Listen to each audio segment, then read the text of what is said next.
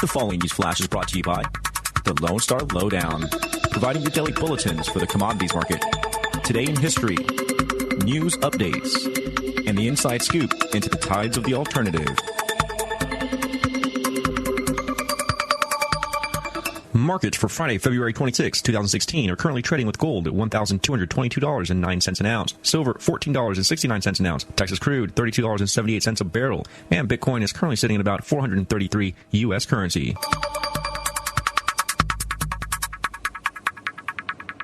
Today in history, the year 1848. The Communist Manifesto is anonymously published by the Workers' Educational Association at 46 Liverpool Street in the City of London.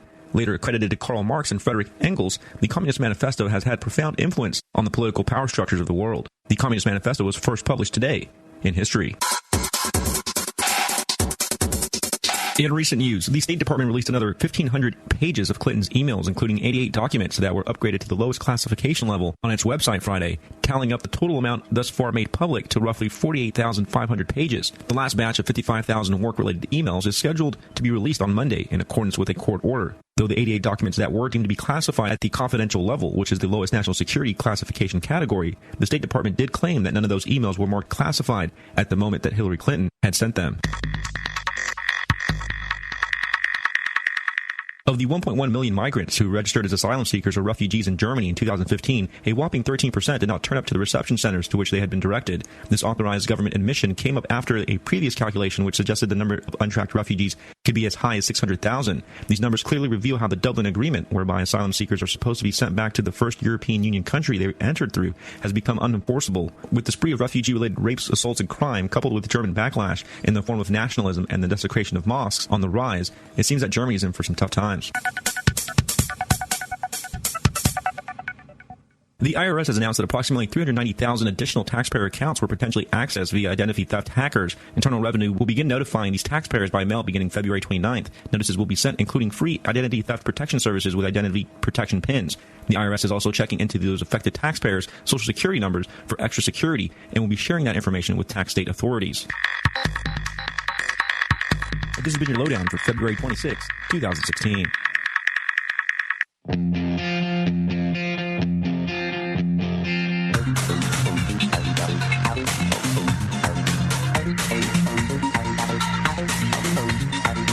No one had a bad trip. It was all very good. No one had a bad trip. It was all very good. Nope. It was all very good.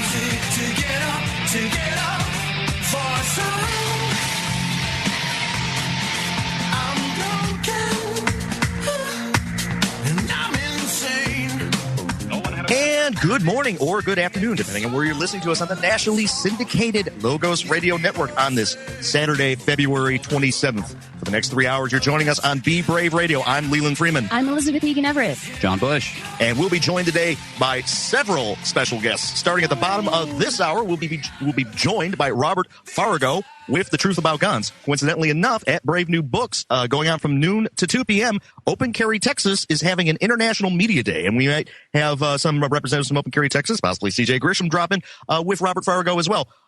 At noon 30 Central Time, we will be joined by Roger Stone, New York Times best-selling author, advisor to Donald Trump, along with 8 previous national campaigns. He was also an insider of the Nixon and Reagan administration, and he is here to talk about his latest book, Jeb and the Bush Crime Family, which we are having a book signing here tonight at Brave New Books starting at 7 p.m. And at the third hour, we'll be joined by his co-author, St. John Hunt to go into further detail about the book.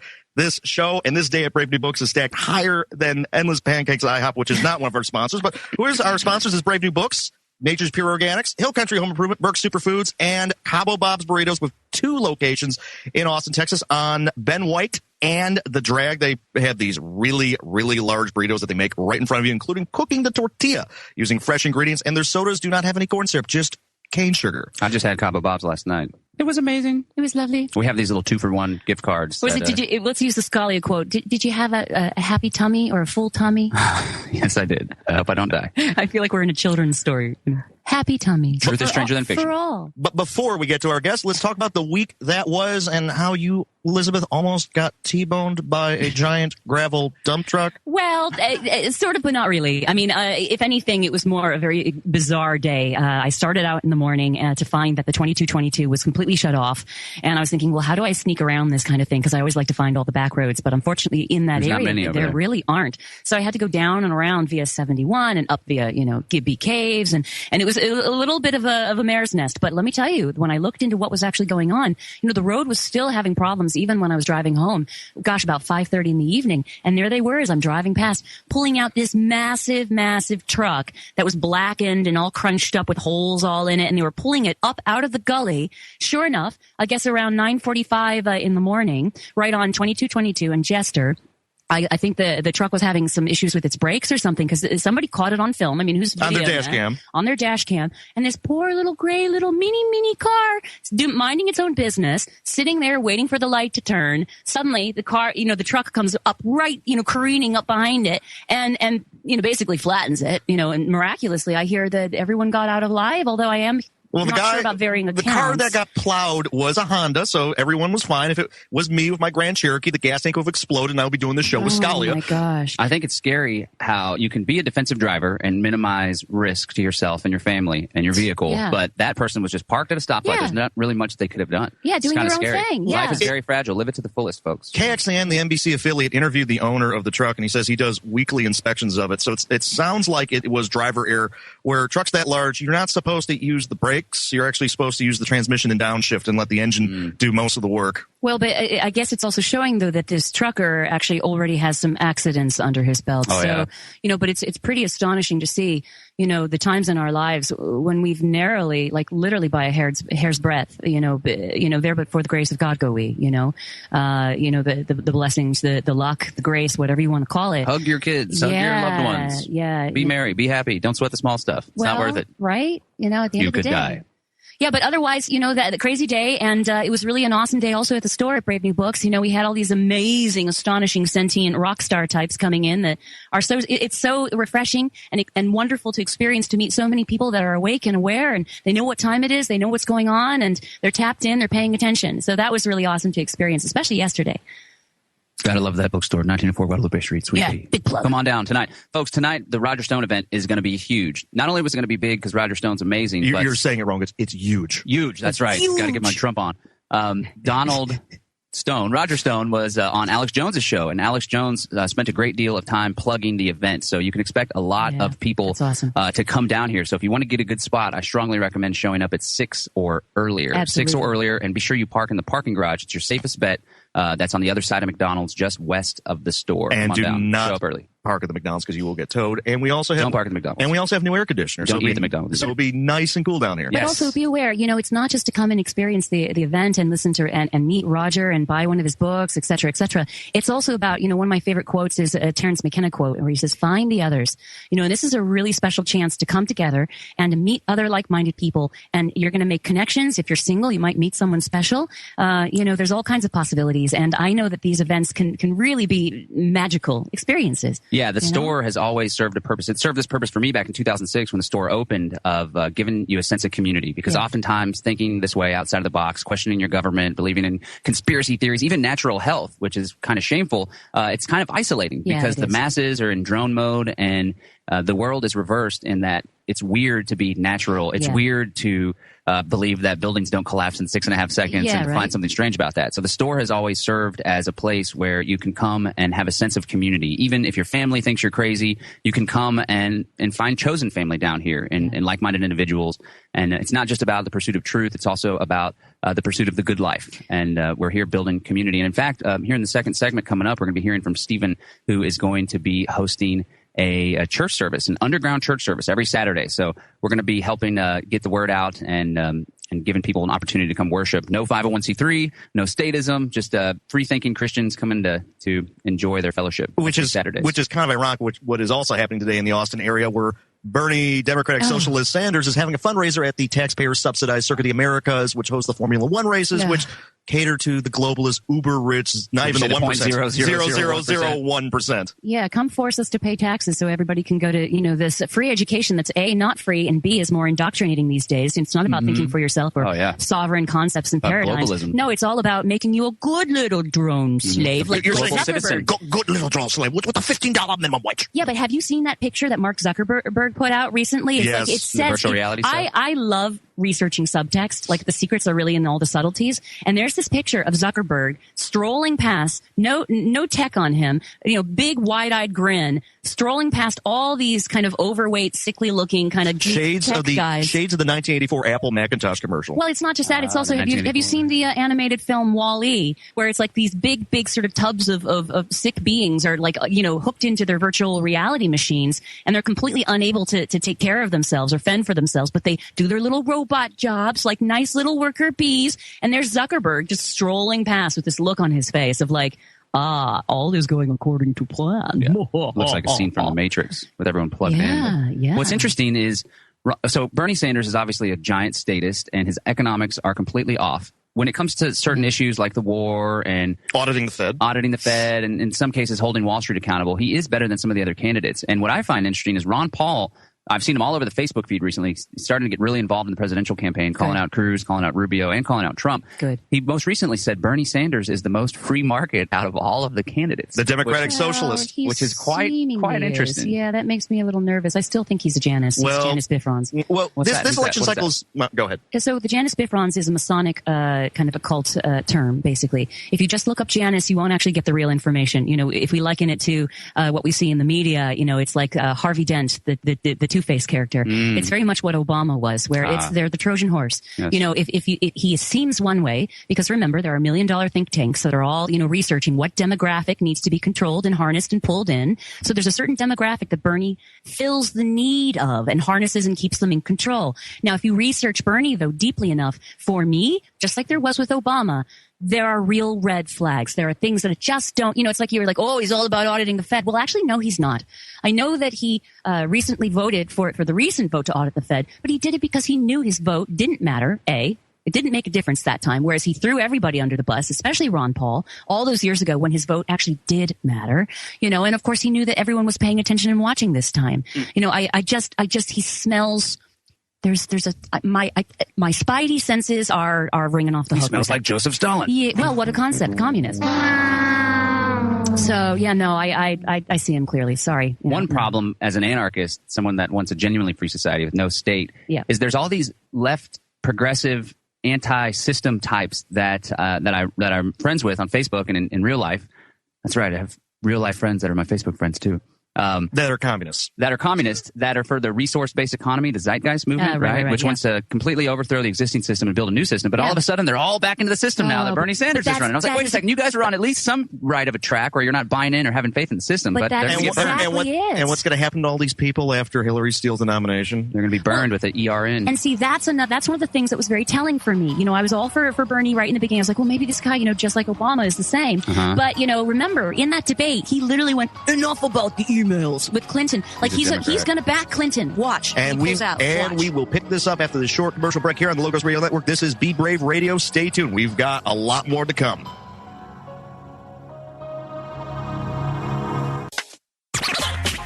You are listening to the Logos Radio Network. LogosRadioNetwork.com.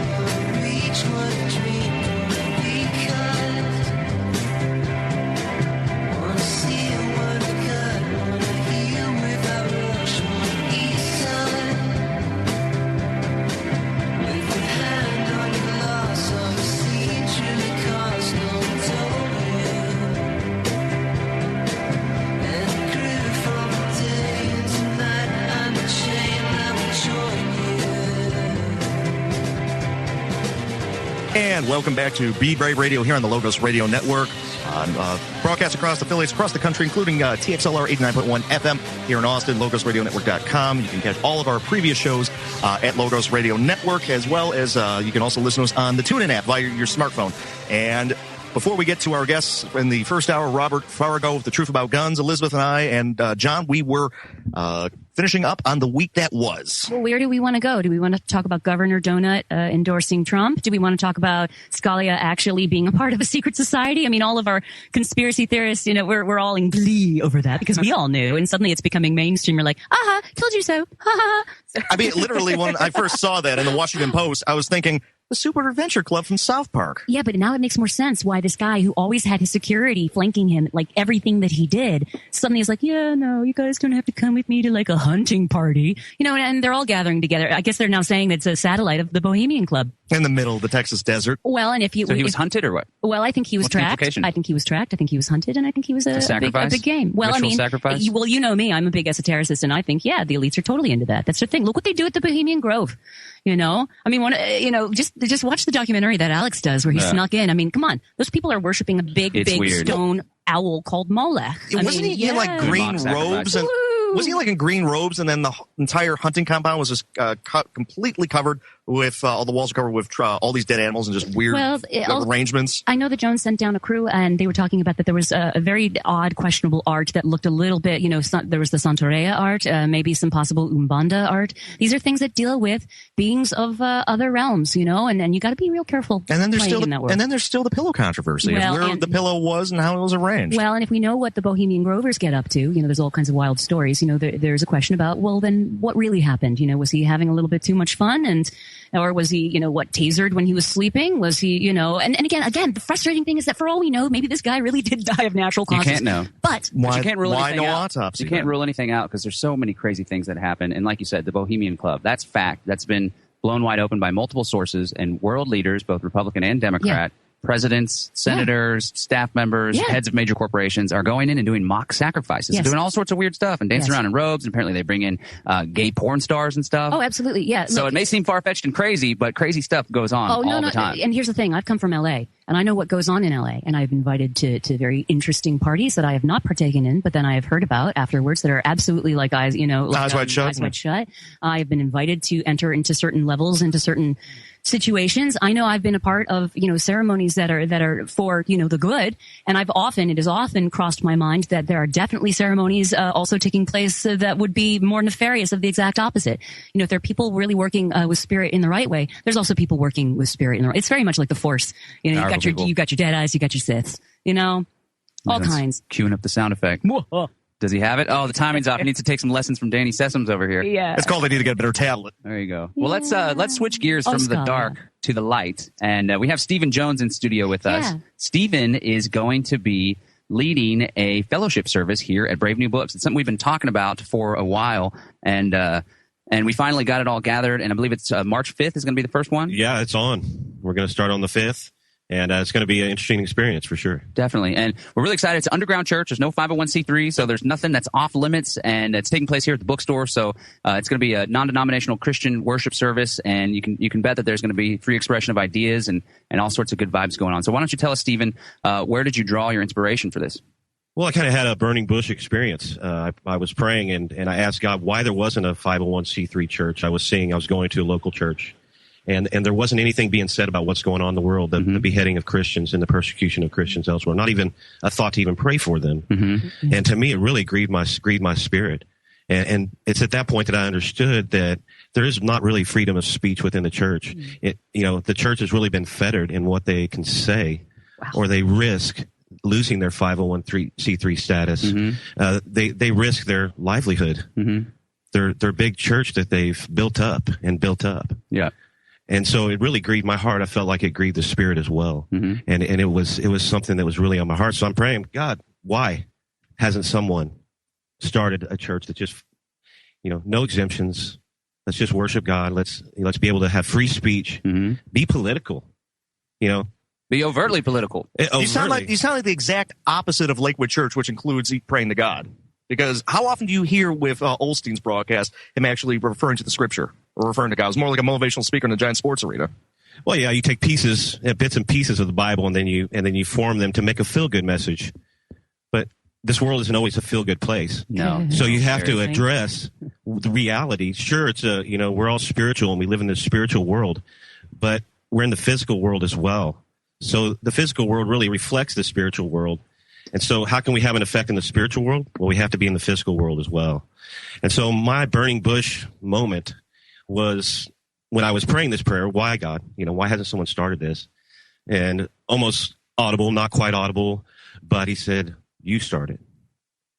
And I, like Moses, was like, whoa, hey, I'm not a prevalent speaker. Who am I?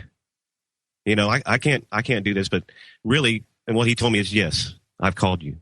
And when we really understand that before the foundations of the world, like it talks in Ephesians 1, that God had this plan for each one of us. He predestined us before the foundation of the world. He knew us, and he had a plan for each one of us. So each one of us really, most of us in this room, I'm sure, have had that burning bush experience where God said to do it. And then it's each choice. It's a choice of each person to take that experience and run with it or tuck it way down deep and don't do anything about it. But it's still going to be there. And so everyone, I believe, who is a Christian has that experience. If they're truly a Christian, they truly know God and speak with God, then they have that experience. And really, you just got to take a step. When you take one step, the next one's easier. Mm-hmm. God has set things up with his favor for us. But we have to take that step. It's a 50-50 thing. Yeah. And you've taken that step, and March 5th, starting at 10:30 a.m., there's going to be live music, right? Yeah, we're going to put some live music on, yeah. Cool. That's going to be great. I remember I've always had a love, I'm not going to use the word hate, but whatever, push and pull relationship with church. And I think a large part of it was because I was too lazy to get up and go with my folks. But I had a near-death experience back right before I turned 21. I was punched in the face defending a friend and turned into a serious infection. I was in the hospital and the intensive care unit for 21 days. And one of my surgeries, the doctor said I had a 40% chance of dying. Wow. And it was like, where's your bedside manner? But I guess you got to shoot me straight. But nonetheless, after I got out, I went to church with my folks. It was a non-denominational church, and they had this awesome Dave Matthews style jam band. And I was standing up and feeling the music and feeling the spirit and the vibe that was there. And I passed out. Now, it may have been because I hadn't stood for such a long time, but it may have also been the spirit and the energy that was there in the room. But I definitely felt something, and it was a pretty magical moment. So we're hoping to create an opportunity for people that think unlike others do to come and have some fellowship and some community. So we got 30 seconds left. So why don't you just tell us one more time what people can expect and when to come out? Expect, really, the unexpectable. Really, we're going to have our services being led by the Spirit. So you could have 2 songs and then a prayer for healing, and then a teaching. Cool. And again, that's Saturday, Saturday, March 5th at 10:30. So thanks for tuning in, folks. That was Stephen Jones. You can come check us out at 1904 Guadalupe Street, March 5th.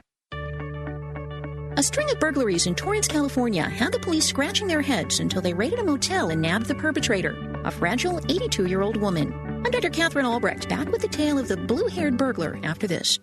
Privacy is under attack. When you give up data about yourself, you'll never get it back again. And once your privacy is gone, you'll find your freedoms will start to vanish too. So protect your rights, say no to surveillance, and keep your information to yourself. Privacy, it's worth hanging on to. This message is brought to you by StartPage.com, the private search engine alternative to Google, Yahoo, and Bing. Start over with StartPage.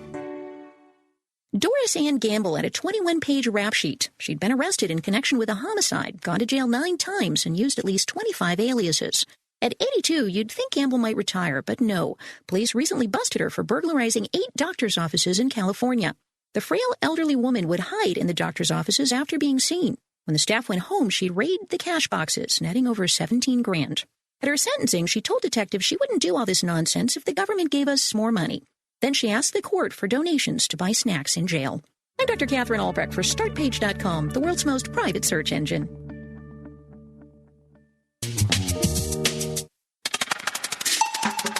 You're listening to the Logos Radio Network at logosradionetwork.com.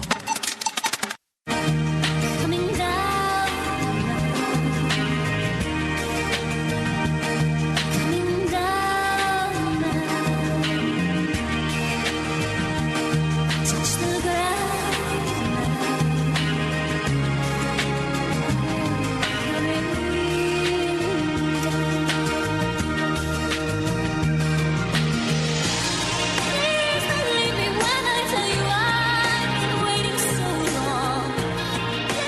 Welcome back to Be Brave Radio here on the Logos Radio Network, nationally syndicated across the country on radio fields, including 89.1 TXLR here in Austin. You can also catch us via your cell phone or tablet with the TuneIn app. You can look for Texas Liberty Radio, as well as LogosRadioNetwork.com, where you can catch all the archives, including if you missed portions of this show or any of our previous shows, along with the other great programming on the Logos Radio Network, which is currently having a fundraiser now extended through March 17th. Prizes from Central Texas Gunworks. You have first prize being a spiked skull lower receiver. Second prize being a Taurus curve. Other prizes from My Magic Mod. You're entered into the drawing of every $25 donation. And we had our previous guest who was, John, who was his name again? Stephen Jones. Who was a pastor. Pastor Stephen Jones. And now we go from God to guns, and we have Robert Farago, founder of Truth About Guns. And we've got a ton of things to talk about in the next hour before Roger Stone comes on board. So, Robert, why don't you tell us a little bit about how you founded Truth About Guns? Well, the truthaboutguns.com, I founded it after I sold the truthaboutcars.com.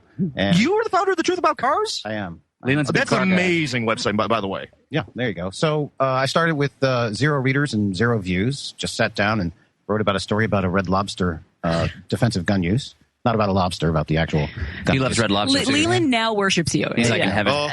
Which they allow open carry along with their former parent company, Darden Foods, all their restaurants, including Olive Garden, Texas Land and Cattle. Not Texas Land and Cattle. They have 30-07s, but was it Longhorn something? Longhorn Steakhouse. Longhorn Steakhouse is one of the Darden brands. So yes. Eddie V's, Capitol Grill, they all allow open carry. Right. So flash forward 6.5 years later, and we have 2.5 to 3 million readers per month. Wow. We post 14 times a day, every hour from 8 a.m. Texas time, Central Texas time, to 9 p.m. or more. And we do news, reviews, editorials. We have lots of commentary, over 1 million comments on the site, over 15,000 articles, of which I've probably written 3/4. Wow. So I write about 1 million words a year about guns. So you're the Matt Drudge about guns. I suppose you could say that. All I can say is that it does eat up a lot of my time. I bet it does. Wow. Yeah. Labor of love. But you get a lot of T&E guns as well to test, correct? Yeah. I now have a testing and evaluation editor named Nick Leghorn, who's a bit of a prodigy. He's a former violinist, a Department of Homeland Security risk analyst for Dirty Bombs, a pilot, programmer. So he pretty much handles the gun reviews. I do them every now and then. My gun reviews read more like feature articles. His actually are more scientific. I'm seeing here on Alexa that your website is ranked 3,300 in the United States. Yes, that's right. Congratulations. Wow. Impressive. And growing. All it took was hard work. How did you get into guns? Well, let's see. I've got a very strange personal story. So let's hear all about it. Like that. Strange. It's good radio. Yes. Okay. Well, where should I start this odyssey? Let's start in Providence, Rhode Island, where I grew up. I was mugged in downtown, and I was a nice white, still am white, but liberal, not liberal anymore, Jewish, still Jewish, high schooler. And I was living in my parents were anti-gun. In fact, interestingly, my family doctor was murdered by someone trying to take his drugs in the parking lot at Miriam Hospital. Oh, wow. His widow started Handgun Control Limited, which was the precursor to Brady Campaign to Prevent Gun Violence. So my family doctor's death created the entire anti-gun movement, which led to the Brady Check Bill, which is kind of weird. So anyway, all these strange threads flowing through. So anyway, I looked into the eyes of this mugger, and I thought to myself, this guy just does not. It was like looking to the eyes of a shark. There was nothing there. He had a knife in his hand. He was just as willing to kill me as to eat a hamburger or whatever else. I'm assuming he wasn't a vegetarian. So at that point, I thought to myself, you know what? Maybe this whole anti-gun thing just is a little not personal enough. Maybe I need to think about my own personal safety. But I didn't tell my parents that because, again, they were very anti-gun. And I went moving ahead. I moved down to Atlanta. I couldn't have a gun in Rhode Island. You access the Northeast. Yeah, what we now call slave states, which is kind of a funny way of doing it because that's right. There are places where the right to keep and bear arms has been revoked by the state, which is kind of weird because freedom started there, and you had slavery down south, and now it's kind of swapped around. Who's got the worst gun laws, New York State or California? Hawaii and then New Jersey would probably be the worst. Oh, that's right, because New Jersey can't even have empty shell casings on your possession. No, that's Washington, D.C. You can't have empty shell casings. But New Jersey, you can't have so-called cop killer ammo. You can't you can't get a license to carry. Not that you should need a license to carry, but you can't get one. New York City is bad too, but New York State isn't so bad. So all of New Jersey is bad. As we know, there have been several people who just happened to be in New Jersey. There was recently a corrections officer from Pennsylvania who went to Atlantic City to see where Donald Trump had kicked out that old woman. No, I'm just kidding. She went there to the casino. Because limousine parking is important. Come on now. Come on. It is the important issue of our time. Forget about eminent domain. No. I would build a great wall, and nobody builds walls better than me, believe me. Okay, so this corrections officer went into New Jersey with his wife a night out. A drunk driver hit his car. And the police came and he said, "Oh, I'm a corrections officer." And they said, "Do you have your firearm with him?" And he said, "With you?" He said, "Yes." And so he's looking at 3 to 5 years in jail. It's a shame. Because he wasn't an active police officer. He's not covered over what's called LEOSA. Anyway, so I don't know how we got into this digression. You were telling us about your story. I want to hear the strange. You want the strange? Well, I was a hypnotist for 10 years. No way. I'm a certified hypnotherapist too. I was a hypnotist, not a hypnotherapist. Ooh, you're one of those. Yeah, that's it. I never talked about anyone's mother. Aww. So that kind of removed the therapy part of it. Well said. He's a funny guy too over here. Yeah, he's a comedian too. So we're in Georgia. Oh yeah, Georgia. We're right. in Georgia. So I went to the bullet stop in Georgia and started firing full auto guns and just fell in love. Guns are just so much fun. That first time you shoot, it's like, yes. Well, depending if a lot of people don't shoot hugely powerful guns and get put off by it. So you got to. I'm not me. I'm just. It's cathartic, actually. It is. It's very zen. Shooting is an extremely zen experience. If you can really, well, first of all, you can't think about your groceries or stuff like that when you're holding a lethal weapon in your hand. I mean, if you are, the mindfulness, you get so present moment, so present time. Yeah. It's like archery is very similar. Well, yeah. I like flow. Well, it's also that weird zen moment between something happening and something not happening. There's a moment when the cartridge fires, and if you just really concentrate, you can actually feel the bullet going outside the gun. Black powder is even a more amazing experience, right? Because it's got this continuous blast. Because you have the cap going off, and then you actually have the black powder going off, and it's two concussions going into one, and it's protracted. It's very, very interesting experience. Well, shooting is as much fun as you can have with your clothes on, unless you shoot naked, and then there should be a club for that too. Hey, Hubertus, are you listening? International Order of Hubertus. Is that the Scalia Club? That's the hunting club. That's probably what they do. Wearing nothing but a pillow. They all go out in the boys' club wearing nothing but a pillow. No wonder why his PJs were all unwrinkled. Two words for that: hot casings. Oh, yeah. No, what's interesting is that the hunters and the sports shooters are like two distinct different groups of the population, more or less. It seems like. Okay, no, wait a minute. We are multiple threading here, and I still want to hear this hypnotist. This is turning into a Wikipedia thread quick. Come on, this is awesome.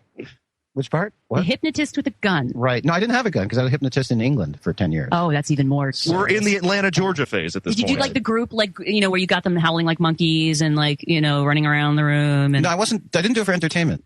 Oh, so you were, although okay. It was entertaining. But you did it for diabolical purposes. Yes. World control. Watch me carefully. No, I did mostly phobias and good. And confidence and weight loss and smoking and that sort of stuff. Right. No, that's awesome. A lot of phobias, though. It's pretty astonishing, though. I mean, you especially being aware of that world, you must, get a kick out of watching the mainstream media, especially something like Fox News, where they're absolutely using, hypnotism techniques and neurolinguistic programming techniques on the unknowing hive. It's pretty wild to watch. I talk about real sorcery going on. Can I borrow that and put that on my head? That tinfoil you have over there. Awesome. Well, if you do the research around next door. Okay. Yeah. But it's all very real and going on if you actually do the research into all the military papers. Yeah. Sure. Yes. Fox News is hypnotizing people to vote for Trump. Fox no, News they don't like Trump. Yeah. No, they're trying to take him down. We're coming up on a break, guys. We're chatting with Robert about the truth about guns and the current state of gun culture and climate. And we'll be right back on the other side of this break with more. Stick with us. Easy.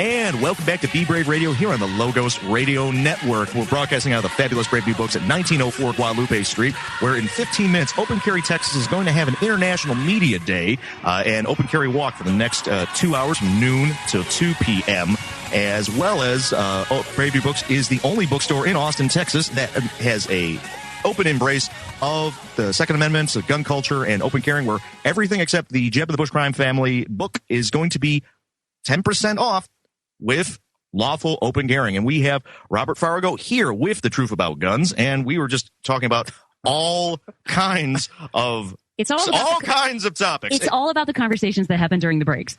There you go. I'm having my mind blown. We're slowly getting down the journey of how Robert became very enthusiastic about guns. You got to Atlanta. Yeah, then I moved to England and was gun-free for 10 years. Oh, I'm sorry. Yeah. Well, it was very interesting living in a proto-police state, which became more and more of a police state.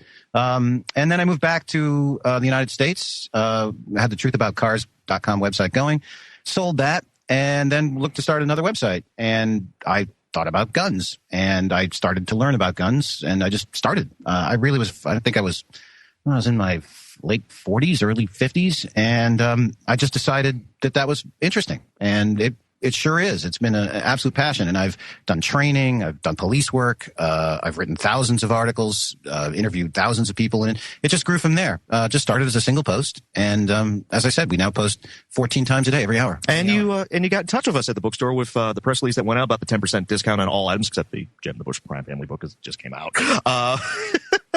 And you called the bookstore, and we kind of talked, and I said, why don't you come on the radio show? Yeah, perfect. And here I am on the radio show. You have arrived. And we have so many topics to talk. He's building a range or something? Isn't he doing something about it? It's a very interesting story where you're building a range, because it's a pocket of unincorporated Travis County surrounded on all sides by the city of Austin, which doesn't let people build ranges. So the range itself is an unincorporated Travis County, which is perfectly fine building range. But you said the parking lot is in Austin? Right. The parking lot is in the city of Austin, and the rest of the range is. Now, I'm not actually building the range. We're working with the people who are building the range. That would be Alex Bosco, who makes the SP Tactical Brace, which goes on the end of AR pistols. He's heavily invested in that. And a man named Grant Cunningham, who is just got the best cars and guns of any human being I've ever seen on the planet. Now, this is an indoor range, correct? It is. It's a good. Huge facility. It's really like a gun tree club. It's going to have a cigar lounge, VIP lounge, all kinds of machine guns to shoot. It's truly going to be unique also because we have Nick Leghorn, the aforementioned testing and evaluation editor genius, is doing the programming of the range. So it will automatically tell you if your score is bad and tell you how to improve. You can have competitions with people in other lanes. You can just punch a button and, invite someone to shoot against you. It will have a reservation system on your phone so that you can know if a lane is open. It will also recommend other guns for you, which will be brought right to you. You never have to leave. Oh, no way. That's awesome. Yeah. Are you guys going to have machine guns for rent? Yes. Lots of machine guns. Well, see, that's awesome. There's so much that I love about that, because I know for me, I'm fairly a beginner on this road. I have been involved with working with guns over the last several years and getting past my fear, talk about, hypnotist working on dealing with that, because I was brought up in a family which was very much about shaming the ability to self-defend.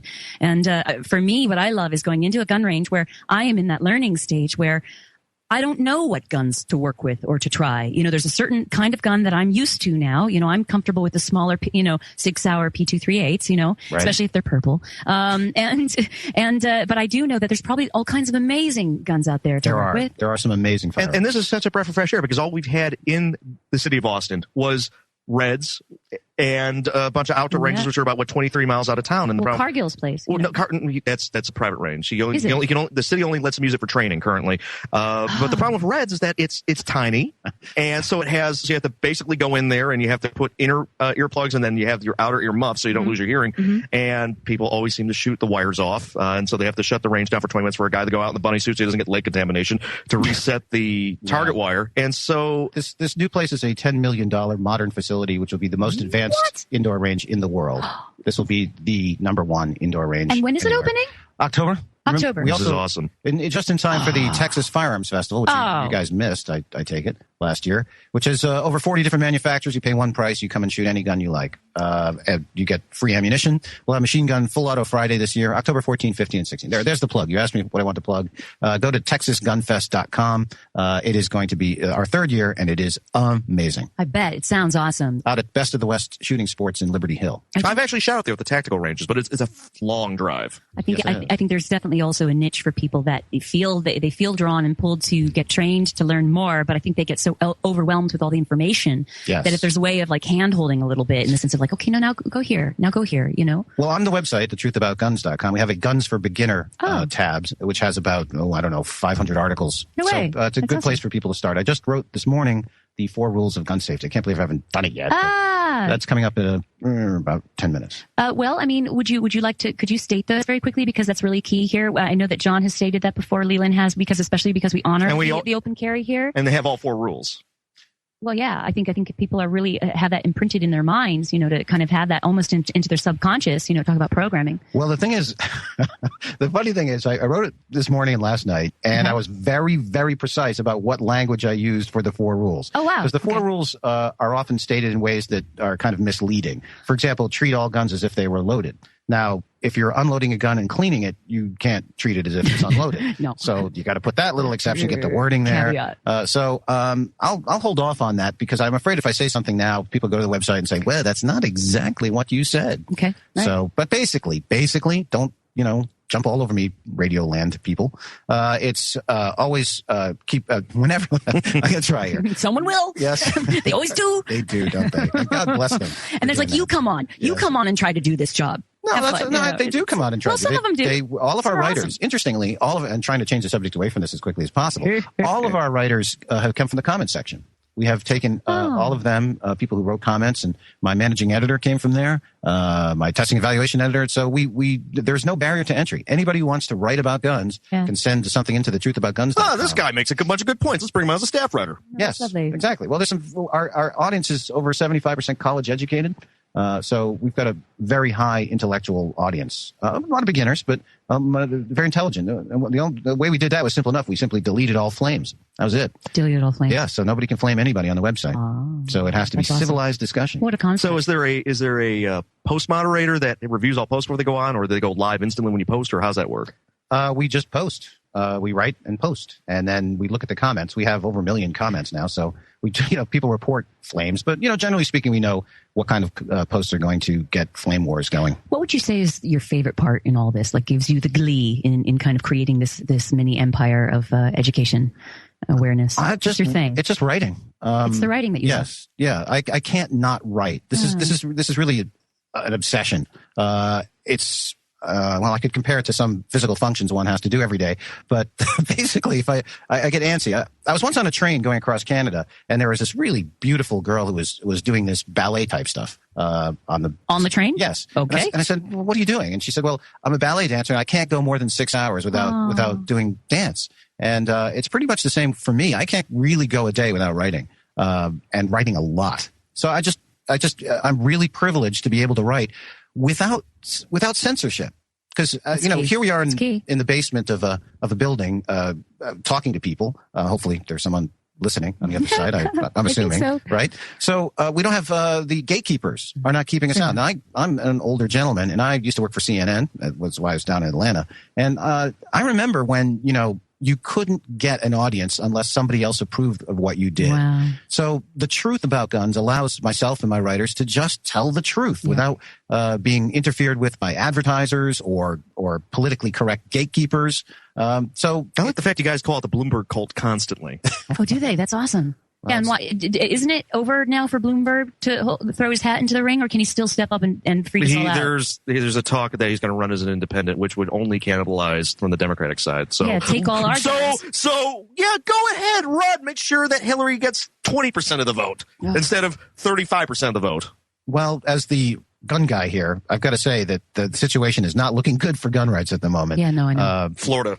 Well, we have the only person who's really Jeb Bush said that he's gone. Thankfully, thanks to Roger, I reckon. He said that states should decide gun control laws. So he was a bad for. Didn't he put a delay in when he was governor of Florida? He put a delay in purchases, and it's as California-esque style purchases where you had to wait a few days to purchase your gun, and then you have to wait a couple weeks to purchase another one. I'm not familiar with that there's a waiting period in Florida. He might have wanted one or allowed one to go through. Who knows? I mean, Florida can't even get open carry, which is just insane. Which we'll talk about in the next segment. It's absolutely insane that this senator, was it Miguel Diaz de la Portilla, makes what's her face? Joan Huffman look like she's a big 2A person. Republican senator, state senator. Rhino. Yeah.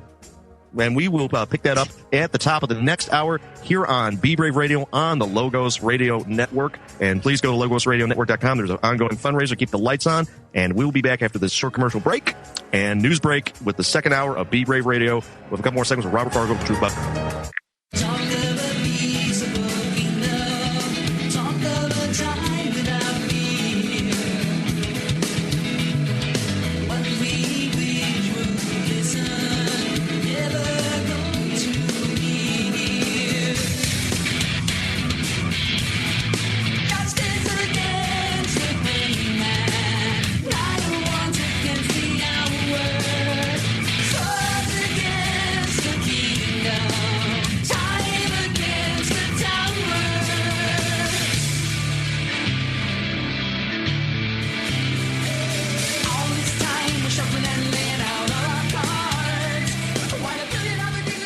And welcome back to the second hour of Be Brave Radio on the Locust Radio Network on this Saturday, February 27th. We are in the middle of interviewing Robert Farago with The Truth About Guns. We also have CJ Grisham of Open Carry, Texas, sitting in with us for a few minutes. And you guys are hosting a International Media Day from now until 2 p.m., which starts here at Brave New Books and goes up and down. Was it the just the Guadalupe, the UT Drag area?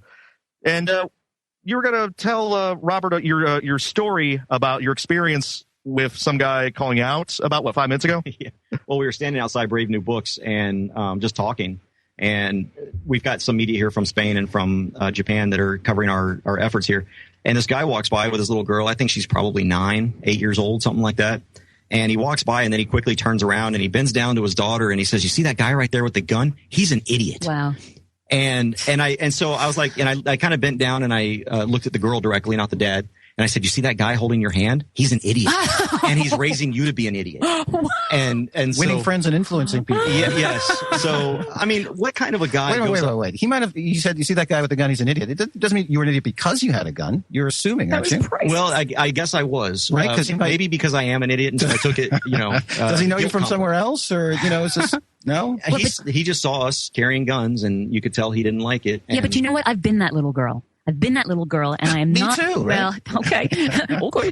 But I have had to go through years of really retraining myself away from the programming that it was not acceptable to be able to defend myself. Right. And we were talking earlier that I lived in England. I lived in that police state basically for 10 years, and I had to think of really strange, odd ways to protect myself because I couldn't just have a gun on my hip to use it for protection. Yeah. You've got to share some of those odd ways with the audience. That was awesome. Well, and it is useful. Sorry, I just lost the sound. Am I still on? Yeah, okay, sorry about that. So yeah, I'd be walking in the middle of the night and I would feel certain eyes upon me. I'd be being followed or being cased and whatever. So my understanding is that they are looking for a certain kind of victim mentality in the woman that they're tracking. Yeah. So I deliberately would act a little cuckoo. I might do something like if I was on the subway and I was being really watched, I'd look them right in the eye and start picking my nose, or, in the middle of the night, if I was being followed, I'd literally walk in the middle of the street or start like doing a little jiggy dance, and immediately they no longer knew what to do with me for sure. Did I have ninja skills? Yes. So we should actually encourage more people with mental health issues. Hey! Not to carry, but to be out in just to be out in public, because then nobody will mess with them. Well, but look how people treat people who are like that on the street. They ignore them, they look away, they're uncomfortable, and they, change to the other side of the street. So I use that as a tool to my advantage. Of course, good idea when you're going to New York City where you can't even have pocket knives or mace. Or defend yourself even with your fists, you would get charged with assault. Yeah, but I had to go through a whole retraining as that little girl that you met up on the street today. I feel so sorry for her. I wish I could have met her. Let me tell you something. She didn't even notice when they were walking by. She was just oblivious. Yeah, she was a little 8-year-old girl. Bingo. And then her dad points at a gun. Yeah. And starts basically inculcating fear into her mind. That's it. That these and you could see. Yes. You could see the fear like just blanket over her. Well, as you know, CJ, culture eats strategy for lunch. It's a culture war we're in. Right. We talk about the Supreme Court, we talk about laws, but at the end of the day, it's down to the culture. Yeah. And just to show you how it can be turned the other way, when my daughter, I'm a single father, and when my daughter was about that age, I remember walking downtown in Rhode Island, and I did have a firearm on me. And it was kind of dark, and she said, "Daddy, do you have your gun with you?" Yeah, and that was kind of a very awesome. kind of a weird moment. It's like, oh my God, she's depending on me to defend her, which is right. Yeah. But she also realizes what the firearm's for. So yes, we have an example outside of culture being against us, right? And to get someone who was like yourself over there, who was brainwashed as I was as well, to change their mind, is really one person at a time. If we can take a newbie shooting, that's going to do more for us than just about anything we can do politically. Yeah, I think it helps to have rational, peaceful, law-abiding, successful people walking around carrying firearms. We're not anarchists dressed in black. Some of us are anarchists, but we're not wearing black. And, or camo. And we're normalizing. And I just took a CHL course with Michael Cargill of Central Texas Gun Works yesterday, actually. And I was really pleased to see that there was a whole section on communication tactics and nonviolent communication and how to resolve conflict. Because the idea isn't that we have firearms because we're so anxious to use them and pull them out in defense of someone or defense of ourselves. The idea is that it's a last resort. It's a deterrent, really. And it's important for us all to not only practice our shooting, but more importantly, to practice conflict resolution and non-violent means of peacefully cohabitating with our fellow humans. Well, the fact you said deterrent, and that's what's so great about open carry is we can have a visual deterrent without ever having to even touch the damn thing. And violence should only ever, in any case, whether it be national or at the street level, only be used in defense. That's it. That you should never resort to violence in any way. Exactly. And there's a lot of irony of what happened on the street there, because this is probably the same guy that goes around talking about how gun owners, you shouldn't be able to carry a gun because all it takes is just one argument. Well, if the liberal ideology were true, that guy wouldn't be standing right now. The fact of the matter is that an argument doesn't cause me to reach for my gun. Yeah. I just want to go back to your class, though. In Texas, first of all, CJ will agree with me. The idea of having to take a course to exercise your right turns a right into a privilege. And very painful. It's offensive. It is the whole thing. Texan. It's offensive. And there's a monetary tax that has to be renewed. Okay, but I will play devil's advocate. For me, I appreciated the process. It was an initiatory thing psychologically that even though I have trained before, I was ready to work with my firearms, I did actually honor and appreciate, and I enjoyed the fact that not everybody around us can necessarily do that, because not all, I don't feel like everybody should be able to carry a gun. And maybe this is the wrong thing to say, but you just threw something at me. Oh my God, that's awesome. You did. No, I didn't. Dude, okay, well, I'm going to throw something back. But look, I mean, I do have to present that argument. Well, let's take that back. Did you just say that you don't think everybody should be able to carry a gun? Are you going to choose? No. Look, here's the thing. Obama, you think Obama's Oh, please, dear God, no. No, here's the thing. I think the guy in the street. I honor constitutional carry, absolutely. But it does make me a little nervous that, believe me, look, we have a couple beings that come into the store, for example, that I would rather not have the ability to be walking around carrying a gun. It's not you. If you're listening, we're not talking about you. But who, or maybe we are. Here's the thing: is that the gun stores have discretion of who they sell to and who they don't. Yeah, let it be on the person that's selling the firearm. Who decides who's suitable to exercise their Second Amendment right and who isn't? Who makes that choice? Look, I'm not saying that. Look, I'm all about honoring constitutional carry at the end of the day. But as a female, what does this word honoring mean? What do you actually mean by the word honor? Respect, because I believe that there's a reason why those laws were put into place. I think America has survived this long from being absorbed into the Borg of the oligarchies that are encroaching upon us. I believe that those constitutional rights, absolutely, being enduring versus living, which thanks to Scalia and people like that have protected us. We're going to see some real issues with gun laws in the next year because of Scalia being gone, for example. Right, but you're saying that there are people who you believe shouldn't have the ability to carry a gun? I would prefer. I will bow to what I do believe, right, which is what I love about America, and that's our Constitution. Can I suggest a different way of looking at it? Okay, yeah, no, please. Instead of looking at it as I don't believe I think there are certain people that shouldn't be carrying guns. Look at it like this: I believe there are certain people out there carrying guns that I should be able to defend myself against. Totally agreed too. And that way because I think when we hear that kind of stuff and you've seen it, I think people automatically go, well heck, who decides that? Yeah. Is it?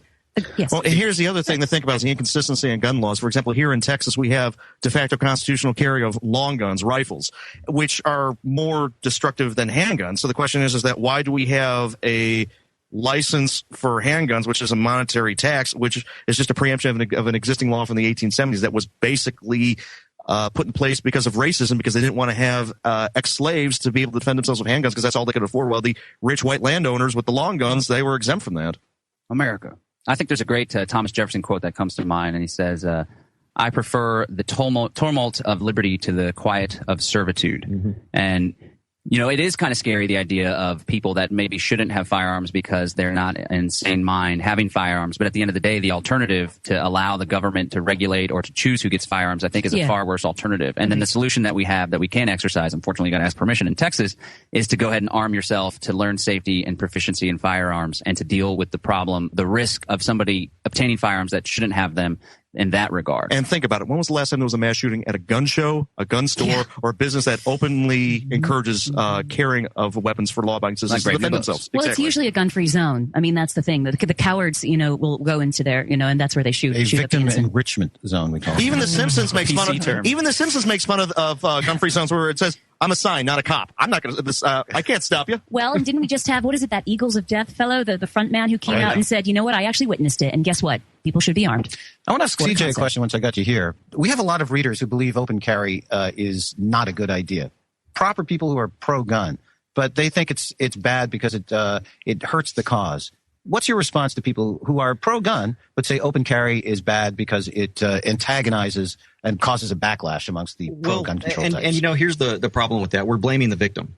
Mm-hmm. When we have for so long as gun owners been brainwashed into thinking that if you've got a gun, you've got to keep it out of sight. Why? Because it makes people uncomfortable. When did our rights start being based on that? And what I want gun owners to think of first, and I'll go into why open carry is a good thing, but what I want gun owners to really ask themselves is, when you talk about it being confrontational, ask, well, why are people feeling that to begin with? When they talk about baiting cops, well, why are cops getting involved in a perfectly legal activity? Why aren't we criticizing the police that harass people who are exercising their rights peacefully instead of blaming them for open carrying and doing that? So I think our mindset has been, we have been trained for far too long to think that we're supposed to hide our guns. We're supposed to feel embarrassed in a sense.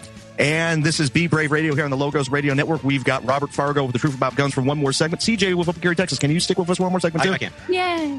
And you are having a Open OCT Media Day going on from now to 2 p.m. starting here at Brave New Books. This is Be Brave Radio. We'll be back right after this. This is the Logos Radio Network.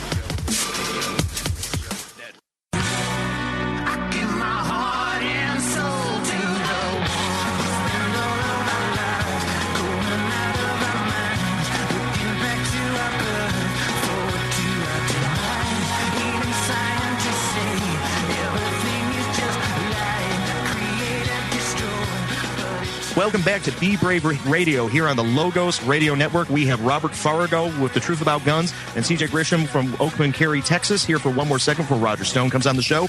And I guess we should talk about open carry legislation in the states with this last segment. Florida, they seem to be right on our heels getting legal open carry in their state. And then there's this one Senator Miguel Diaz de la Portilla. See. Rhino Republican from Miami, who what committee was he? Judiciary Committee. Judiciary Committee refused to have a hearing on the bill. Yep, you killed it. Stone dead. And you have to blame Andy Gardner, who is the president of the Florida Senate, for appointing him head of that committee. Well, there's a lot of blame to go around. You have the sheriff's associations in Florida who are against open carry. You have a lot of people working against it. It's very difficult to do something politically in any case, just to get anything through. A legislative process in this country is an enormously complicated. And he killed two more bills in Florida. Was it the airport carry bill as well as campus carry? Yep. Was it the reinforcement of the stand your ground bill? Well, what are you going to? Votes matter. This is the kind of proof that politicians, you don't have to be an intelligent person to become a politician, because all the arguments that we're hearing right now in Florida, we dealt with here in Texas, and all the arguments that we dealt with here in Texas, they dealt with in Oklahoma, and all the arguments they dealt with in Oklahoma, they already dealt with in Mississippi. We're literally, it's almost like, okay, Texas has passed its open carry law. Here, let's pick up all the baggage that came with it, and here, Florida, it's your turn. Easy. Yeah, good job, Miguel, making Joan Huffman look like she was pro Second Amendment. I was just going to say that Portilla is the Joan Huffman of Florida. Well, it's a terrible thing that you have these people making these same arguments, which we, on our website, thetruthaboutguns.com, we're constantly dealing with the same exact arguments. Blood will be running in the streets. Arguments will happen in campuses, which will lead to people having shootouts. And what do you mean I got to see? And we were talking about this last segment. I think where a lot of the problem comes from, and this is what I tried to directly attack when I started Open Carry Texas. Open carry itself has a bad rap. And the reason it has a bad rap is because prior to Open Carry Texas coming along and making it an issue, all the videos that you saw, all the stories were about guys going up to police and initiating confrontations and trying to instigate that kind of thing. And so we tried to directly confront that and alter what is open carry and try to get the real message out there. It's not about confrontation. It's just a matter about, like right now, when I woke up this morning, I put a jacket on. When I got to Austin, it's too hot to have a jacket on. I took my jacket off. That's why, and I have a that used to be a Class A misdemeanor up until January 1st of this year in Texas. And I used to have to wear a jacket to take the jacket off and have your gun holstered on your hip. But I mean, I'm wearing a tucked in shirt, and I like that I can not have to look like a dirtbag because I'm carrying a gun. Well, I like that I can tuck in my shirt. A lot of the reason, though, that open carry is a movement is because it's gun normalization. You make it kind of sound like, well, it's just more convenient. There are a lot of people like myself who open carry because we want the gun muggles to see that we are not psycho killers. Well, and that's part of our mission. We actually built that into our mission statement to condition, and we even use that word condition. to condition Texans to feel safe around those that carry. So yeah, that's like Eric Holder, but the opposite. Well, and I know there's Who also gave an added... Barrett 50 cal to El Chapo? Well, yeah, there's that. Well, the Fast and Furious stuff, but I mean, I think there's also an even stranger indoctrination that has to happen with the women. Because I know just the other day when I was here at work, I was going up the stairs, and there was this fellow who was an architect working on the building, and as he walked up the stairs, I felt it. I just knew he was about to say something because I had my gun on my hip. He said, "Yeah, because you really need a gun when you're working in a store," And he made that little offhanded remark because it's like, "Oh, I'm a chick with a gun," And I said, "Yeah, just standing for my rights to be able to do so." And it's not like somebody has plotted to firebomb the bookstore before. Well, here's something to think about. There were 44 other states that had open carry before Texas, and was it 38 of them are unlicensed open carry? 33 are unlicensed open carry of handguns. Right. I think it's important to realize that people on the anti-side, people who are uncomfortable with guns or against guns, don't realize that the right to keep and bear arms is not subject to arguments of social utility. You don't have to make a case for why you're carrying a gun. You don't have to say, well, it's better, it reduces crime, it makes people safer. You don't have to make that argument. Yeah. And it's not subject to the democratic process either. Yeah. So it's a constitutionally protected right. Well, this goes back to my life slogan, which is because I can. That's my life slogan. Yeah, I mean, why was if you go up to just some random person and go like, why do you have 50 pairs of shoes? Well, and someone would take great offense. Like, why are you asking that? It's like, I have 50 pairs of shoes because I want to have 50 pairs of shoes. I think the snappy answer to that is if they say, why do you have a gun? You'd say, why don't you have a gun?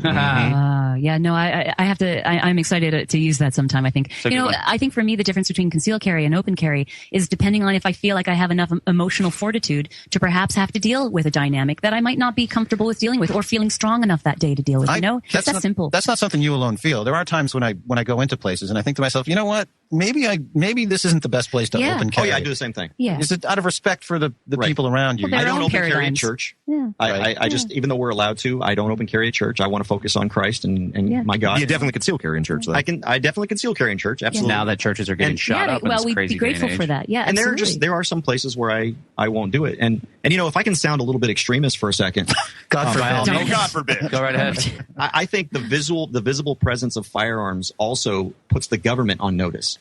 Because right now, the government thinks they can get away with a lot because you don't really see how many people are actually carrying. Can you imagine if every American that had a gun carried that gun openly and the government saw how many people in society were really armed? So you know what? We better get our police stations, these police officers in check. We better get these governments in check. Didn't the New York Times, because New York State actually releases the list of those with gun licenses, publish a map where it showed where everyone had firearms? Yeah, but that's hilarious though, because it's like, well, thanks. It means that nobody's going to come to my house because I'm locked. Or they'll just come to your house and steal your guns. Take your choice. Yeah, no, but look, I'm protected. But so that means then what? They're going to find the people that aren't going to be able to protect themselves. Look at the reverse psychology there. Rossi and Wright did a study where they interviewed felons, violent felons, and they found that 87% of those felons sought to find out if their victim was armed first. So that's a very important. If they want to know first, and then 57% feared an armed citizen more than an armed cop. Yeah. CJ, I have another question for you, if you don't mind me asking your guest or taking over. Anyway, so there are Robert. I love questions from you. I love reading your posts. So I feel like I'm in the presence of a demigod. Yeah, something like that. I'll have a demi-toss if you have one nearby. But there are people who say that the open carrying forces the issue of guns to some businesses, and then they put up a 30-07, which prevents open carry, but also a 30-06. So businesses that didn't have a policy before are now putting up a no guns policy because of open carry. Well, and again, we're blaming the victims here. I think what it is we're blaming us. How dare us get a new law passed that it recognized more rights instead of blaming the people that are really responsible for this, which is the fear mongers. I mean, down in San Antonio, politicians were literally going door to door handing out signs. We have found out that there are actually organizations or people purporting to be organizations that are going door to door telling especially Middle Eastern business owners that they're required to put up these signs. We have had nearly 50 signs taken down so far in just the last month. So you think it's a good thing or a bad thing that it's forcing the issue? Well, I think it's a good thing it's forcing the issue, but if you look at history, in 1995, we had the exact same thing happened with concealed carry. When the initial law passed for concealed carry, businesses put up 30-06 signs like they were going out of style. And within a year, they were all starting to come down. Well, we weren't around back then. Now we're around and we're going door to door. And if we see a sign, we're asking these people, why do you have your sign? Initially, we were just saying we're not going to shop here, but now we're telling people, go ask them why, because we're finding out that a lot of these businesses are tricked into putting up these signs. Huh. Some of them have been told that if you want to ban open carry, you have to have both signs up, which is why they're putting up both signs. And when you explain to them that, no, if you just want to ban open carry, just take your 30.6 sign down. Wow. So the people that are blaming us are the same people who aren't doing anything about it but complain. Go in there and talk to them. Ask them why they put up their sign. It was funny. My daughter does archery, and I was open carrying. I wasn't actually aware that I was open carrying. I was just going about my daily life. You know how that is sometimes. You forget you're open carrying. So the next time I came in, she said, we're going to put up a 30-07 sign here. And I said, what? And she said, well, you were open carrying, and some of the women protested. Guys, we got about 20 seconds left. Anyway, so she said, I said, well, are you going to put up a 30-06 sign? She says, no. What I can't see, it doesn't matter. Nice. Oh, my gosh. And it's Robert Fargo with The Truth About Guns, CJ Grisham with Open Carry Texas. This is Be Brave Radio. We'll be back right after this. Thank you. Yeehaw. Thank you. Do you have trouble selling your ideas and winning people over to your point of view? I'm Dr. Catherine Albrecht, and if you'd like to speak more influentially, I've got an easy tip that can make you look and sound more persuasive right after this. Privacy is under attack. When you give up data about yourself, you'll never get it back again. And once your privacy is gone, you'll find your freedoms will start to vanish too. So protect your rights, say no to surveillance, and keep your information to yourself. Privacy, it's worth hanging on to. This message is brought to you by StartPage.com, the private search engine alternative to Google, Yahoo, and Bing. Start over with StartPage. Negotiating. It's an art few of us ever master. If you have trouble convincing others to come around to your viewpoint, you may need to change the way you speak. Eric Barker, a blogger on human behavior, says one key to influencing others is consistency of tone. Stuttering, long pauses, and varying pitch in your voice do not inspire confidence. A consistently narrow tonal range, he says, conveys control and certainty. Whether giving a presentation or negotiating a salary increase with your boss, it can give you an edge. It signals focus and determination, qualities people associate with winners. I'm Dr. Catherine Albrecht for StartPage.com, the world's most private search engine. You're kidding about chemtrails. Live Free Speech Radio, LogosRadioNetwork.com.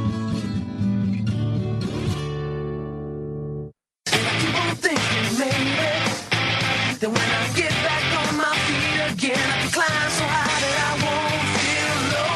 And I keep on praying, baby.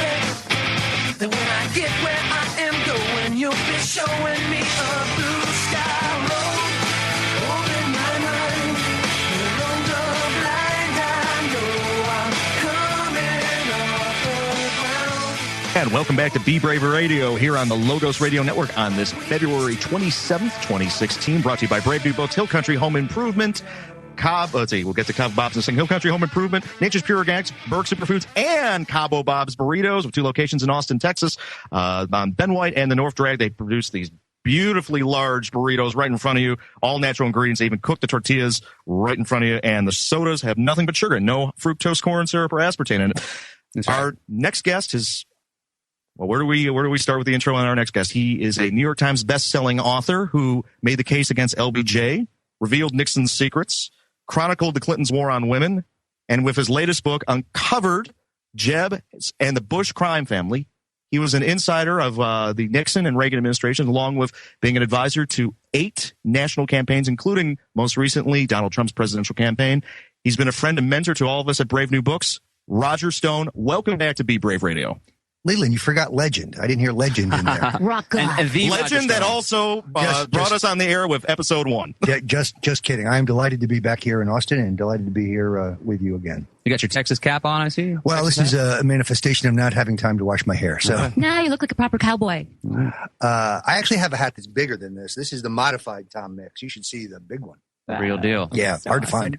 We love what you're doing in the mainstream. I mean, you are blazing a trail. I love the fact that you got banned on CNN. And, yeah, I love this.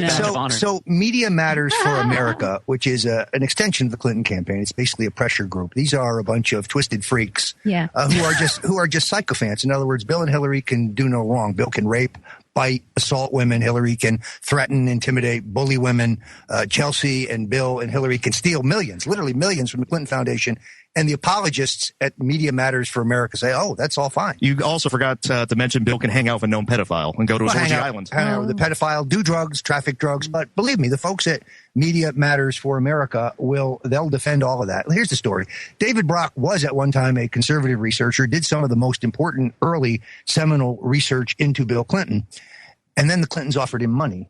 And then overnight he decided he was a liberal and that everything he had written was wrong, although frankly everything he'd written was correct. And it's all provable. And now he's whoring out for the money. The guy is he's a freak, and he's in for a big surprise because in this election, the truth will not be suppressed as it was in the 80s because of radio shows like this, because of the internet, because of crusading journalists like Alex Jones, because of Breitbart, because of the Daily Caller, because of Drudge Report. The Drudge Report. They now have bigger reaches than CNN and MSNBC. Right. And so the truth can no longer be suppressed. Well, because they know they're being lied to in the mainstream at this point. I mean, it's really pretty obvious.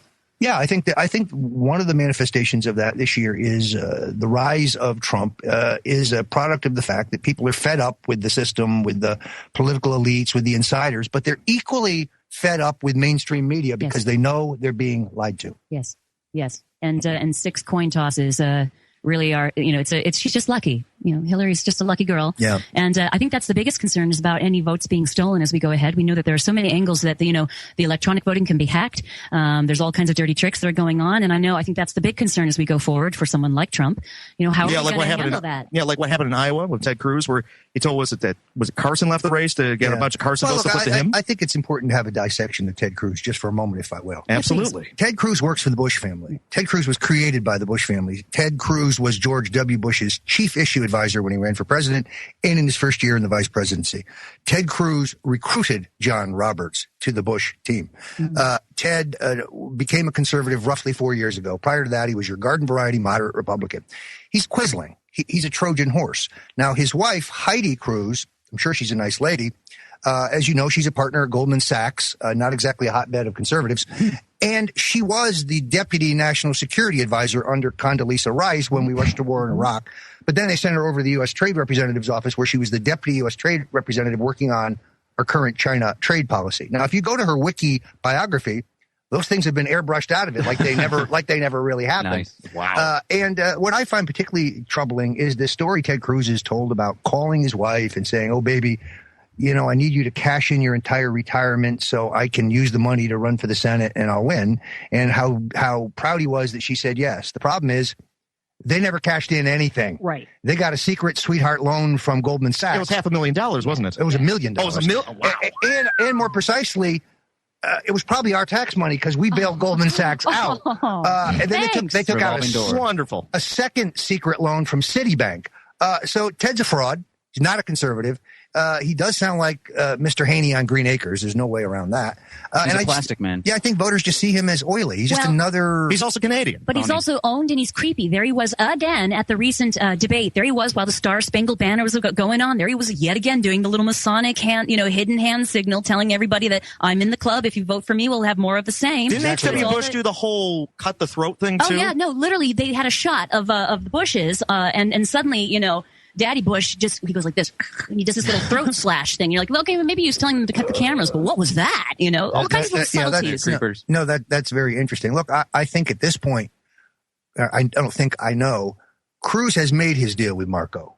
Cruz stays in the race to siphon votes for Trump in return for a commitment to be appointed to the Supreme Court. So that deal is made. That's the only reason he's hanging around, because at this juncture, it's important Texas voters know this. If you're voting for Ted Cruz on Tuesday, you're wasting your vote.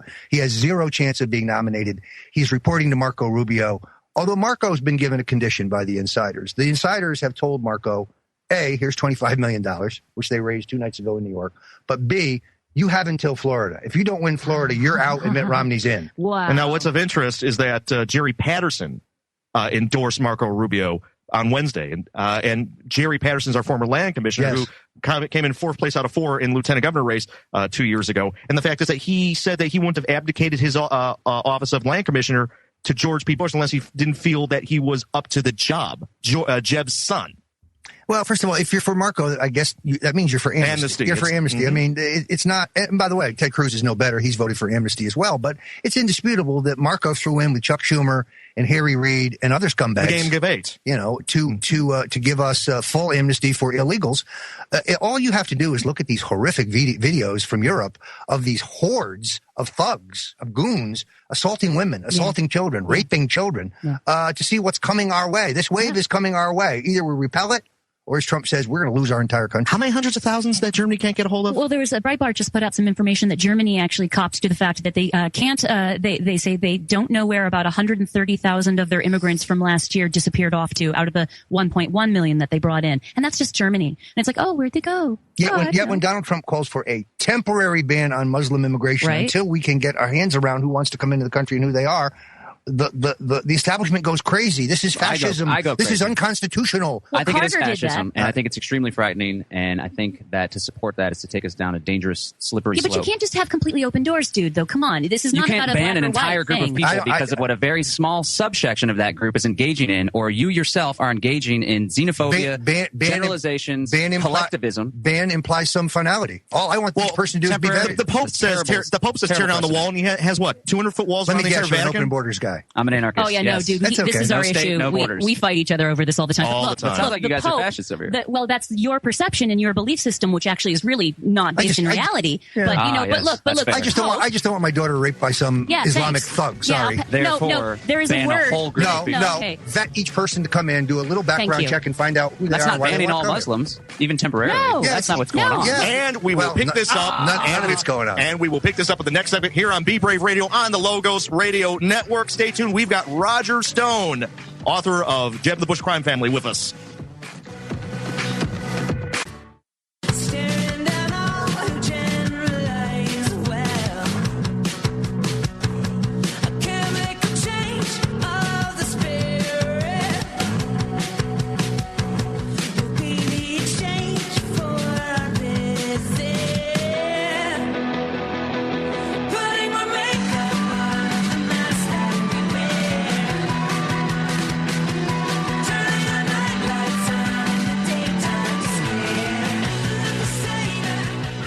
Welcome back to Be Brave Radio every Saturday from 11 a.m. to 2 p.m. here on Logos Radio Network. You can also hear us over the airwaves in Austin, Texas on 89.1 FM. And I want to thank everyone for tuning in and remind you to come out tonight and see Roger Stone here in the flesh, 7 to 9 p.m. Alex Jones has been promoting it pretty heavily, so you definitely want to get here early. I'd say around 6 o'clock to be safe to get seats. But it's going to be a great event, and we're going to hear a lot about Roger Stone's book, the new book, Jeb, and the crime family. Jeb with an exclamation point, of course. Should be a question mark. There should be a question mark, Jeb. Or maybe a period. And can we have like a little turtle on the book? For the next reprint? Or a ball.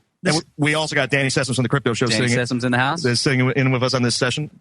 I just want to say, so things got heated before. I think we all agree. Yeah, because right-wing extremism is a big tent. Go ahead. For the past decade, since 9/11, and even before then, there's been a program at play creating division and hatred for Americans against Muslims. And if you do any bit of research on that, you'll quickly find that the hijackers couldn't have possibly placed the bombs or whatever it was that brought down Building 7, so on and so forth. So it's obvious that it's a program, whether it's actually people from Saudi Arabia or whether it's intelligence, whether it was drones flying the robots, who knows? All I know is that there was an intention by the powers that be to purposefully cause discord amongst Americans and the Muslim population. Now that ISIS has come out about, which is also funded by the U.S., just as Al-Qaeda was, it's all part of the same program, all of a sudden heads start getting chopped off, things get nastier, they actually take a stronger footing than Al-Qaeda ever could have imagined of having. And now people that just 10 years ago were seeing through the program are all of a sudden buying into the program to the point where they support a draconian policy such as banning, whether it's temporary or permanent, an entire group of individuals from entering the United States of America. I think that's extremely dangerous, and the fact that freedom-loving people support it is even more frightening to me. Because y'all are reasonable, smart people, but here you are supporting such a draconian, tyrannical measure because you're scared and insecure. You've got these assumptions and these judgments which are not founded in reality. I'm saying that right there. Speaking with what you just did. You're making assumptions. I think in all fairness, that's a slight distortion of our position. But as Donald Trump Clear it up says, for me. somebody's doing the raping. If I might quote Donald Trump, I mean, those videos are those those videos you see in Europe of therefore of people ban all Muslims, though? It's not all Muslims doing raping. No one See, there's the delusion. No, a ban implies a finality. This is a temporary ban. Which Carter did. Could we just as Carter did? Like adding cheekiness to the language. It is what it is. You're preventing people from entering the country. Danny, could you tell them about the story about you re-entering the country? And vet each person who wants to come here and find out who they are and why they want to come. I think that's reasonable. Well, am I on? You're on. Okay. I see no need for a wall when we have a screen door. We just came, I just came back from Acapulco in Mexico, and riding with us was a resident alien. Now, all he had to do is show his green card, yet we had to show passports and everything. I think, how does a resident alien, how is it easier for him to get in the country versus myself? And you have the Pope, ridiculous. And you have the Pope talking about immigration and tearing down walls when the Vatican has a 200-foot wall around the entire Vatican City, and the fact there's only 800 residents total in the Vatican, only 475 citizens total. And Three figures. And they put that up originally around 859, I believe, to protect themselves against Muslim pirates, the Saracens. They have their own private army. They're one of the biggest shareholders in Beretta. So, excuse me? Yeah, this is the Red Pope. I mean, this guy's a Red Pope. I'm actually surprised, understanding the Byzantine and dangerous politics of the Vatican, that he hasn't been assassinated by an element within the Vatican. I mean, they have their own divisions. Yeah, look what happened to Pope John Paul I. He was only around for a month. Right. They have their own divisions. I suspect it's rather dangerous to be the Pope. But here's the question. I mean, with all this... But I do want his car. I like that Pope mobile. Yeah. I can see riding around. That'd be very cool. You and Alex. Yeah, the streets of Austin, that would be Yeah, but so much for faith. He's got to have all that bulletproofing around it. Speaking of bulletproofing, what about Trump's personal security? Yeah. I have legitimate concern here. Look, he's so challenging the power structure. Look, I don't argue that he's a libertarian. I don't argue that he's a perfect conservative. He's clearly a populist who leans right. On the 4 or 5 major issues facing the country, I think he's the right choice for conservative voters in 2016. But I take no comfort for the fact that he has Secret Service protection. In fact, I would advise Trump's personal security detail to keep as close an eye on the Secret Service as he does on the crowds. Yeah. And we know what happened to John F. Kennedy. Yeah. His plane, actually, I believe, landed recently as an emergency. I believe there was also a fire that was set in Trump Towers in Chicago, which quickly was put out, by the way. So I definitely think that, there are actions that are subtly being taken that are being when you're being attacked by the Pope, when you're being attacked by the Pope, when you're being attacked by Vicente Fox, one of the great drug dealers of all time. Vicente, if Donald Trump is president, Vicente, you and your brother are going to prison. These people are importing billions of dollars drugs into this country and destroying our inner cities, killing our children. The Mexican government is the de facto bank. They're laundering billions for the cartel. We need to stop kidding ourselves. But when all these forces are arrayed, when a columnist at the New York Times calls for the assassination of Trump, it's no wonder he wears a bulletproof vest and carries a gun on him at all times, too. Well, he's a big Second Amendment guy, and he's been carrying since I've known him, and that's almost 40 years. The vest is he just seems a little bulky, and he never buttons the jacket. So yeah, I think so. Well, and how about you? In many ways, like, he's taking care of himself. But I fully believe that not only your Clinton's War on Women book, but also the new book with Jeb, absolutely has made a big difference in what we've been seeing in the mainstream. Are you protected? I sure hope that you're taking care of yourself, because I can imagine there's an awful lot of people that don't like what you're saying, what you're revealing. I travel with security. I have extra security at home. I don't advertise my movements in advance, which is kind of the safest thing to do. On the other hand, if you hear in a month that I committed suicide because I was depressed, we won't believe it. We won't believe it. They tell you that I was killed in a hunting accident. I don't hunt, although I'm a Second Amendment guy. If they tell you I got hit by a bus crossing Guadalupe, don't buy it. And you definitely want an autopsy. Yeah, definitely want an autopsy. But let me just say this: if anything happens to me, Leland, I'm counting on you to set up the Roger J. Stone Memorial Fund to promulgate the truth. Absolutely. And we will be carrying heavily tonight at the event. You can bet your bottom dollar. Oh, yeah. I know. 7 p.m. at Brave New Books. I want to see this concealed carry law in practice. I'm looking forward to tonight. You mean the open carry law? That's what I meant. Pardon me. We've had the concealed carry law for 20 years. I misspoke. Pardon me. Hillary. Trump has said on Hannity this past week that he will definitely make sure she gets indicted.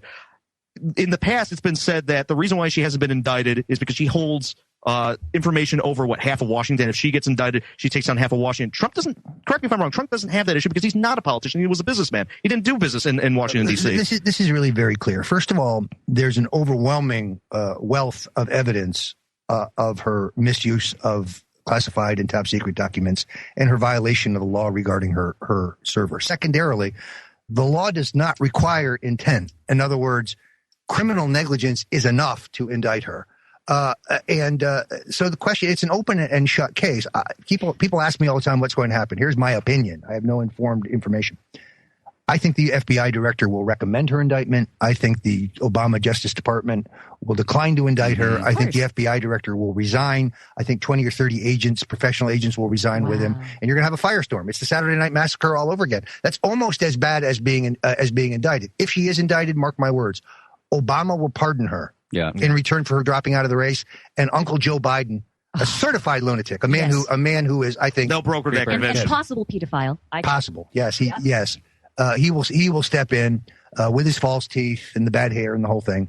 And clammy hands. And he's eminently beatable. I just wouldn't want him anywhere around my grandchildren. He's got a high creeper status. We only have you for one more segment, right? To the end of the segment? To the end of this segment. What about? Can you stay for one more segment, Roger? Yes, I can stay. I can stay. Well, I can stay for about 10 more minutes. I have a pesky left-wing reporter I have to buy lunch for and try to. They covered you pretty favorably last time you were here. It's pretty amazing, isn't it? Yeah. Good. What about potential running mates for Trump? Is he going to pick a politician? Is he going to pick an outsider? No, was it Christie? Not Christie. Rand Paul. Zero chance. What about Ventura? Because that kind of straddles both lines. Ventura's a dork. But he was a former governor. Everybody's also an outsider. And he's always said, if you pick me, that way you're safe, because if they take you out, they have to deal with me as president. He's supporting Bernie Sanders. Oh, my God, never mind. Well, he's kind of supporting Sanders and Trump. Look, I think Jesse's a friend of mine. He serves a very valuable purpose because he says stuff that nobody else will say. Right. I don't think he's candidate material. I don't think that he's got the energy for a campaign. Rand Paul, please. I know that's kind of dreamy, no value. but I mean, Rand Paul's no, weak. that's not true. Oh my God. Ron Paul, yes. Rand Paul, no. Okay, so then Ron Paul, yes. Rand Paul, no. Okay, Ron's a real libertarian and a patriot. Rand is sold out. He's a Mitch McConnell Republican. No, that makes sense. Do you see Ron in the cabinet? Department of Treasury. You know what? Here's what's ironic. Right. Trump really likes Ron Paul. He's always liked him. And they always got along well 3 years ago when Donald was thinking about running. He genuinely likes him. And I've heard him call the guy a patriot in front of crowds. God, if they had that team, I would suddenly believe in America again. Well, I mean, seriously, I could believe and hope that we're not going down this weird spiral that we're going into. Ron Paul. Treasury Secretary. Treasury Secretary, because the problem with him is vice president is that then you have a president, Paul Ryan, as a possibility. Yeah, I don't see the Fed chairman's the wrong job. Since we're going to be closing the Fed, then Ron would have no job, and that won't Trump's work. now talking about auditing the Fed. Yes, I think that is. He's also talking about 9/11. He has. Look, here's the thing. He confuses me still, because on a certain level, I actually started to pay attention when he made that comment about vaccines. And then he brought up the information about the 28, redacted pages for the 9/11, commission report. Mm-hmm. And the very fact he's now talking about auditing the Fed, all that stuff, I'm going, oh my God. He's against all the Bush wars. Could he be for real? And Jones said it so great. He's like, yes, he's a megalomaniac, but he's our megalomaniac. He's exactly the kind of megalomaniac we need. It's friendly fascism. No, because wait a minute. This guy isn't owned. That's really huge. This is really huge. what matters. Yeah, he owns people. Yes, he's his own power center. But this guy is also talking about closing up the internet and libel laws, and that means that we'd all get sued. And what? And this is Be Brave Radio and the Logos Radio Network. We got 1 more hour to go. We got the Roger Stone and St. John Hunt in the third hour. Stick with us. Step into the Stone Zone.